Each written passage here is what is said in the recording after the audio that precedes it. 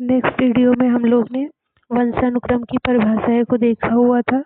इस वीडियो में हम लोग वंशानुक्रम का नियम देखेंगे, लॉ ऑफ हेरिडिटी। पहला हमारा है जैव सांख्यिकी का नियम, जिसका प्रतिपादन फ्रांसिस गाल्टन ने किया था।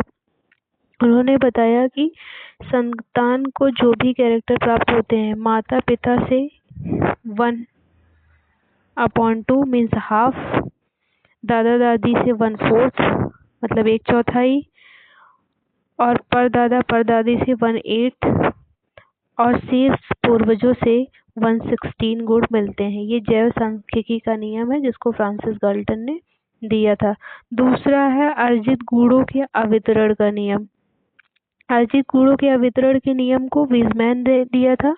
उन्होंने चूहों पर प्रयोग किया। चूहों की पूंछ लगातार वो काटते गए लगभग 22 जनरेशन तक, मतलब उनकी 22 पीढ़ियों तक, और उन्होंने देखा कि चूहे में जो नए चूहे बन रहे हैं, मीन्स जो नए चूहों का जन्म हो रहा है उसमें लगातार पूंछ बनी हुई है। तो इससे उन्होंने कहा कि माता पिता का कोई भी गुण संतान को प्राप्त नहीं होता है, और ऐसा गुण संतान को प्राप्त नहीं होता है जो उन्होंने अर्जित किया हुआ है। जैसे कोई बॉक्सर का बच्चा है तो वो जन्म से ही बॉक्सर नहीं होगा।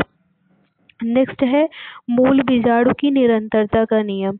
यहाँ पे हम लोग देखेंगे कि लिखा गया है कई पीढ़ियों के बाद भी मूल बीजाणु एक ही रहता है। जैसे हमारी बॉडी में दो तरह की सेल्स होती हैं, एक होता है वेजिटेटिव सेल्स जिसे कायिक कोशिका बोलते हैं, और एक होता है जर्म सेल्स जिसे जनन कोशिका बोलते हैं। और उस जर्म सेल्स में एक होता है और स्पर्म होता है। ये एक और स्पर्म लगातार एक पीढ़ी से दूसरी पीढ़ी तक हस्तांतरित होते रहते हैं, मीन्स ट्रांसफर होते रहते हैं, लेकिन वो कभी भी उनका अंत नहीं होता है। इससे क्या होता है कि प्रजातियों की जो कंटिन्यूटी है वो बनी रहती है। नेक्स्ट हम लोग देखेंगे Gregor John Mendel. Gregor John Mendel ने अपना प्रयोग जो है मीठी मटर पे किया था। उन्होंने अपने गार्डन में मीठी मटर लगाया हुआ था जिसका जो साइंटिफिक नेम होता है वो पाइसम सटाइवम है, और दूसरा उन्होंने चूहों पर किया था। आनुवांशिकता किन्हें जनक कहा जाता है, मीन्स इन्हें फादर ऑफ हेरिडिटी भी कहा जाता है। मेंडल ने वंशानुक्रम के 3 नियम दिए हैं।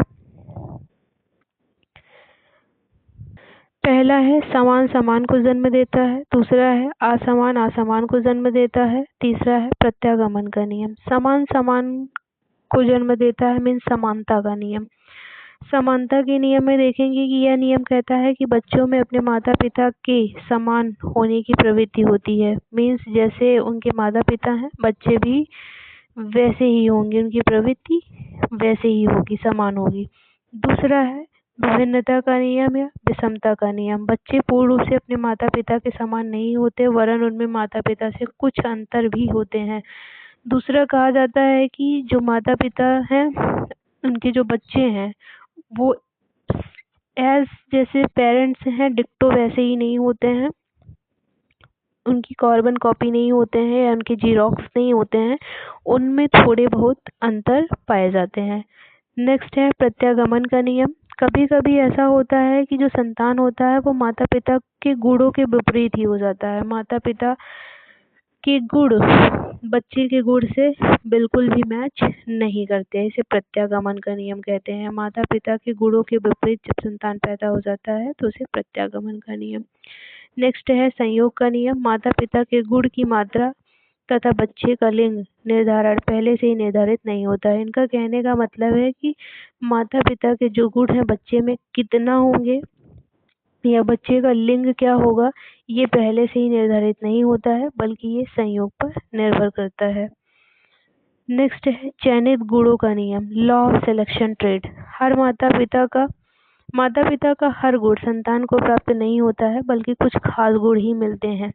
जैसे यहाँ पे हम लोग देखेंगे कि चयनित गुणों का नियम कहता क्या है कि मान लीजिए आंखों का जो रंग है वो पिता से प्राप्त हुआ है, त्वचा का रंग माता से प्राप्त हुआ है, खून का जो प्रकार है ये माँ से मिला हुआ है, चेहरे की बनावट है ये पिता से। तो यहाँ पे माता और पिता के सभी गुण बच्चे में नहीं आए हुए हैं, बल्कि कुछ चयनित गुण ही बच्चे में आए हुए हैं, इसीलिए इसे लॉ ऑफ सिलेक्शन ट्रेट कहा जाता है। नेक्स्ट है मातृ व पितृ पक्षों का नियम। हम लोग यहाँ पे देखेंगे किसी व्यक्ति का वंशानुक्रम केवल माता अथवा पिता से प्राप्त गुणों के द्वारा ही निर्धारित नहीं होता है। कोई भी बच्चा है उसका जो हेरिडिटरी कैरेक्टर है, वंशानुक्रम है, वो सिर्फ माता या पिता से नहीं मैच करता है। कभी कभी जो बालक होता है वो अपने दादा से मैच करता रहता है या फिर दादी से मैच करता रहता है। बालक अक्सर जो है अपने दादी से मैच कर सकता है या अपने नानी से मैच कर सकता है, और जो बालिका होती है वो अपने दादा या अपने नाना से। तो इस तरह से देखा जा रहा है कि माता पिता के साथ साथ उनके पूर्वज भी वंशानुक्रम के आधे आधे भाग का निर्धारण करते हैं। यहाँ पे जब पिता या उनके पूर्वज, माता या उनके पूर्वज के द्वारा बच्चे के आधे आधे भाग का निर्धारण किया जाता है, इसे मातृ व पितृ पक्षों का नियम कहते हैं। नेक्स्ट है वंशानुगत विशेषक या हेरिडिटरी ट्रेड क्या होता है। वंशानुगत विशेषकों को निम्नलिखित 4 वर्गों में बांटा गया है। एक पहला है संरचनात्मक विशेषक, दूसरा है क्रियात्मक विशेषक, तीसरा है मानसिक विशेषक और चौथा है असाधारण विशेषक। हम लोग यहाँ पहला है संरचनात्मक विशेषक या स्ट्रक्चरल ट्रेड। व्यक्ति के शरीर की संरचना से संबंधित होते हैं। जैसे कोई बालक है वो बहुत ज़्यादा लंबा है, कोई बालक है वो छोटा है, किसी व्यक्ति में उंगलियां बहुत बड़ी बड़ी हैं, किसमें उंगलियां बहुत छोटी हैं। तो इस तरह की जो संरचनात्मक ट्रेड होते हैं इन्हें ही संरचनात्मक विशेषक बोले जाते हैं। मीन्स स्ट्रक्चरल, वो बालक कैसा दिख रहा है, कि लंबा है कि छोटा है, बौना है, कैसा है, जो स्ट्रक्चरल ट्रेड उसे दिखाई दे रहे हैं वही कहा जाता है कि ये संरचनात्मक विशेषक है। नेक्स्ट है क्रियात्मक विशेषक। व्यक्ति की शरीर क्रिया प्रणालियों से संबंधित लक्षण आते हैं।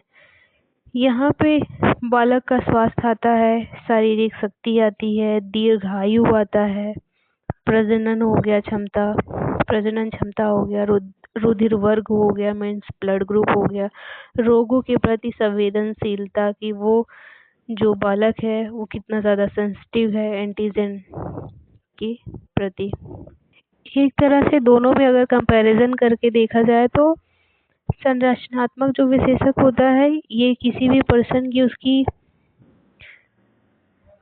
फिजियोलॉजी होता है, और जो क्रियात्मक विशेषक है ये इसका जो है एनाटॉमी होता है। संरचनात्मक विशेषक में उसकी बाहरी चीजें देखी जाती हैं कि बालक लंबा है कि छोटा है, कैसा है, उसकी शारीरिक बनावट कैसा है। क्रियात्मक विशेषक में ये देखा जा रहा है कि बालक का जो शरीर है वो अंदर से कैसा है, उसकी जो अंदर की कैपेबिलिटी या कैपेसिटी है वो कैसी है, उसका ब्लड ग्रुप कैसा है, ये सारी चीजें। क्रियात्मक विशेषक एक तरह से एनाटॉमी है किसी का, वो आंतरिक जो संरचना है वो क्या है, और संरचनात्मक विशेषक में उसकी फिजियोलॉजी है कि वो बाहर से कैसा दिख रहा है। नेक्स्ट है मानसिक विशेषक। मानसिक योग्यताओं तथा व्यक्तित्व से संबंधित लक्षण आते हैं। मानसिक विशेषक में जैसे बुद्धि हो गया, साहित्यिक हो गया, गणितीय, वैज्ञानिक, गायन आदि। व्यक्ति की बुद्धि कैसी है, उसकी गणितीय क्षमता क्या है, उसकी वैज्ञानिक तार्किक क्षमता क्या है, उसमें मतलब कौन कौन सी मानसिक विशेषक प्रेजेंट है। असाधारण विशेषक, इस वर्ग के अंतर्गत उन असाधारण लक्षणों और रोगों को रखा जाता है जो व्यक्तियों को वंश परंपरा से प्राप्त होते हैं, जैसे कि कलर ब्लाइंडनेस हो गया, हीमोफीलिया हो गया, सिकल सेल एनीमिया मतलब हसिया का, रुधिराणु एनीमिया हो गया, इपिलेप्सी मिर्गी हो गया, बाल्डनेस गंजापन हो गया।